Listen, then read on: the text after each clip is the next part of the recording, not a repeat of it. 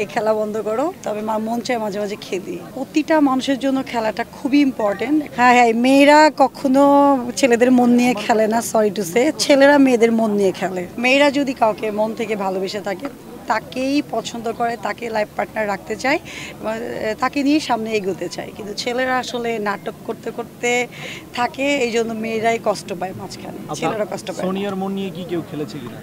আমি সেই সুযোগটা দিই না, কারণ দেখি তো যে আসলে ছেলেরা আসলে কি ধরনের এখন আশেপাশে দেখছি, তো সেটার কারণে সেই সুযোগটা আমি দিই না যে আমার মনটা নিয়ে কেউ খেলবে। আমি খেলি নাই, তবে মন চায় মাঝে মাঝে খেলি।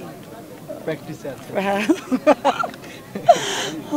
মন নিয়ে যারা খেলতে চায় তাদেরকে বলবো প্লিজ মন নিয়ে খেলা বন্ধ করো, কারণ এটা একটা মজার বিষয় না, এটা খুব একটা সফট একটা জিনিস।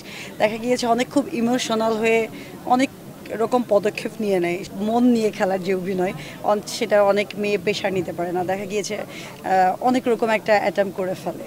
সো যারা মন নিয়ে খেলো, এই খেলা বন্ধ করো, ক্রিকেট খেলো, প্র্যাকটিস করো, এটা সামনে ভালো একটা কাজ দিবে। প্রতিটা মানুষের জন্য খেলাটা খুবই ইম্পর্টেন্ট। একটা সুস্থ থাকার জন্য যে কোনো খেলার মধ্যে সময় দিলে নিজেও সুস্থ থাকবে, মনটাও ভালো থাকবে। খেলাটা অনেক জরুরি।